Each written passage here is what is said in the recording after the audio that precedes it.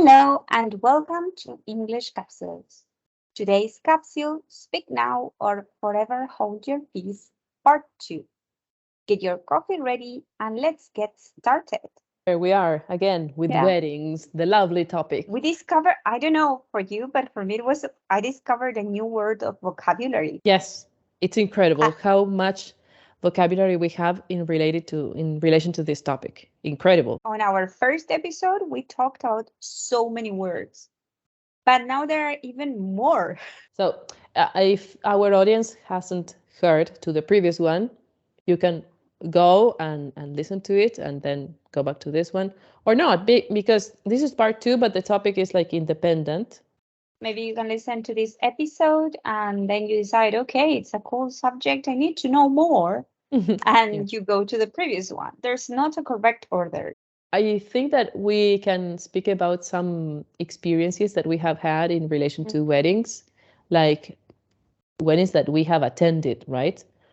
If you're not Similar. picturing a wedding, you can picture a party. Yes. So more or less the same thing. Well, but I'm sure that in our audience, there most people have attended at least to one wedding party. When it is not yours, it's good because you go and you are relaxed and you enjoy. For the groom and the bride, it's more I don't know, It's stressful. not such a relaxing moment. No.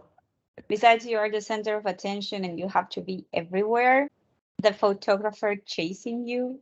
Yes, yes. And then all the pictures are the same. Picture dancing in the woods. Picture with the people on the tables. Cutting the cake. Now with digital photographies, it's maybe they became more creative because they can add some effects, some videos, so they can change the color. So I've seen some pictures that they were more creative. Uh, I remember the last wedding party that I attended was in March this year, and the photos that were being taken during the event appeared on a screen. So you Oh, could that's actually cool. see the pictures like while you were there waiting, it was on the bar, on the counter bar. So while you were waiting for your drink, you could see the pictures. That was really cool. And So then you yes, can see with what guests you have to take a picture again because it's not so good. exactly, yes. Then you don't have any pictures with grandma because grandma was with her eyes closed throughout.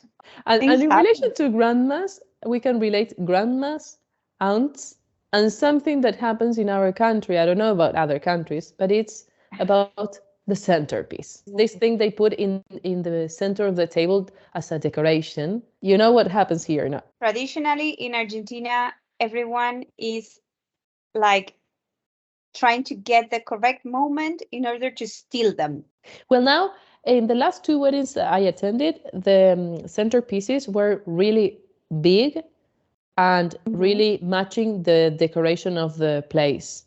So, of course, no one took them because it's like it's not fashionable anymore these days, at least for people our age. I don't know if grandmas are still doing it. I These remember centerpieces. attending some, not weddings, I don't remember weddings in particular, but yes, some birthday parties where what they did at the end was like you at some point you had to turn your dish or your plate, sorry, or probably your chair. And if you found like a ribbon or Ah, something, you were the one who was entitled to the centerpiece. imagine what people had to do in order to avoid fights. So, something that I don't know if this has become popular there in Argentina or not, but in the upcoming wedding I have here, I have to give a speech. Ah, A friend of the bride gives a speech, and then a friend of the groom. really like American style, right? I'm a bit nervous because it's like, do I have to trash my friend? Do I need to speak nicely of them? Do we have to speak about love? What do I have to say? You are not given like a template for the speech. You're like, No, no, no, no, no. The groom, who is also my friend, is like, don't write it down because when you write it down, people don't get so engaged. oh, you So have to learn it by heart. How long should it last? Because maybe if you say like uh, something simple and which is true, like a true story or a true event, it It's easy to remember. It's short. People will not be bored because if it is too long, people will be bored. And maybe it works. I've got some ideas, and I'm definitely going to do something in order to please the groom. Next to the speeches in general in weddings, there's a toast. Toast, people may be asking or wondering what a toast is. It's bread. Yes, it can be bread. It's when you get your glasses together in order to toast for the bride and the groom. Yes. Well, I don't know if you know this, but I learned that in the past, this was a tradition because there was a possibility that your enemies would poison your drink. So they would like do this super hard in order to mix all the drinks in the different glasses. Okay. So no one would dare to poison you. Because they might die also. Also. Okay, So good. yeah, I learned this, and it's like, okay, nowadays, luckily, no one is trying to kill the bride and the groom, I guess. Yeah, but this makes sense because in the past, all the marriages were arranged. It's not that Yeah. you married to someone who you were in love with, or it was your boyfriend or girlfriend, and then you got married. No, all the marriages were arranged. So there were many rivalries. Don't you have like this word that you were betrothed to someone? I think that's the proper term when your family had arranged your wedding. What's the term again? Betrothed. The person to whom someone is engaged. Okay. Yeah. Yeah, maybe we can add it in our Instagram account. This specific vocabulary of this is that it is also new for me. We can also add it. And also we can add our guide to necklines. I think that if you want to have a look at necklines and what they are called, the proper way would be to visit our Instagram account, that is The English Capsule. And there you will see a picture and all the different names in case you're planning your next wedding or something and you need to know how to call them in English. But it's funny. The names are really funny. I don't even know. I was thinking, I don't even know in Spanish what these are called. Okay, and another thing that is quite trendy nowadays, or apparently according to the internet, so it is destination weddings. Okay. Have you heard this before? No, I heard it just a few minutes ago when we were talking about when we were planning our podcasts, but I have no idea what it is. So enlighten us. Okay, so I'm starting to sound like a dictionary, right? According to Google, destination weddings Yeah. are. So this is when you have like a dream location where you want to hold your wedding. Yes. So it's not just you and your groom that go there. It's all your guests, everyone goes to this place. Yes. So Okay. normally you book a hotel and everything, and I would say it's a fancy place because if like you wouldn't marry, I wouldn't go and marry in Venado. Now that you mention it, I've heard about 2 weddings this summer of people we know that were like that. They went to a place nearby. I don't even know the name of the place, but it's a small town in the hills. The landscape is wonderful. There is a hotel, there is a church. So all the guests went to the place and they had to stay in the hotel because it is the only hotel that there is in town. Imagine how small the town is. So everyone went there early. All the guests had lunch together. After that, they started to prepare for the big night. And then there was this party and they stay over to sleep there, and then on the following day they came back.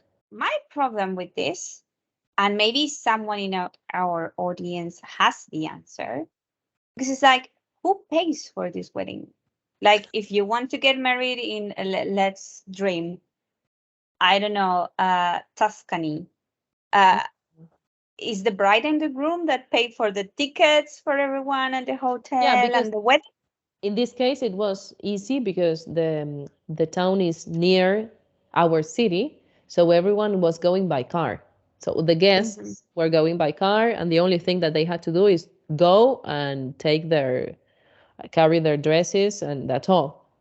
But yes, if we think big in like a different place, like Tuscany, like you have to book a flight and you have to fly there in order to get. It's, yeah, I don't know who pays for that. It's more expensive, so I don't know if it's like, okay, each person pays for their thing, or like the bride and groom are super millionaire and they pay for everything. I hope someone one day will invite me to that wedding. Invite me. I have to go and look gorgeous. That Okay, keep dreaming. So let's play pretend. Imagine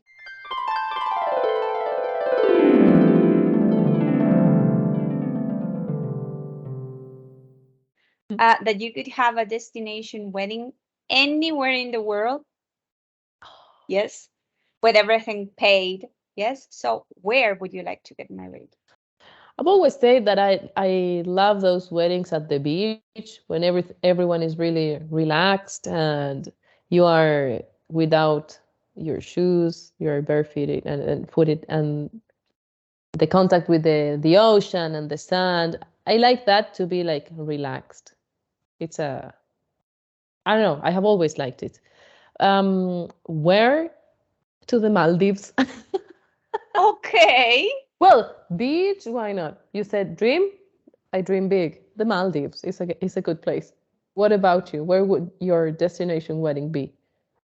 Oof, I'm so much into history, and I've seen something nowadays that drove me crazy, that I saw weddings that are like the theme is Bridgerton.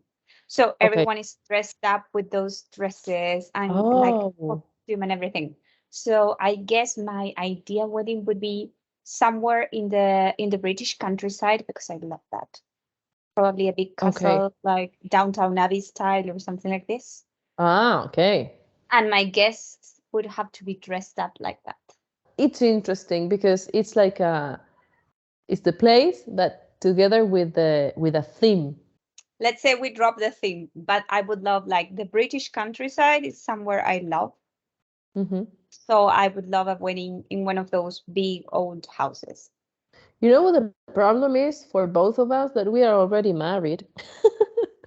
So probably we can go to the part where our audience needs to get involved. Sure, I like it. So we're going to try our best and act out brief scenes of famous weddings in three super popular TV shows. So the challenge for our audience is to guess what the TV show is. So where are they going to drop their answers? They have to go to our Instagram account, the English Capsules, and comment there. First, we will see the comments, and then we will provide the answer, of course. Let's go to our first scene. Lights, camera, action. Friends, family, we are gathered to celebrate here today the joyous union of Ross and Emily. Now, Ross, repeat after me. I, Ross, I, Ross, take thee, Emily. take thee, Rachel.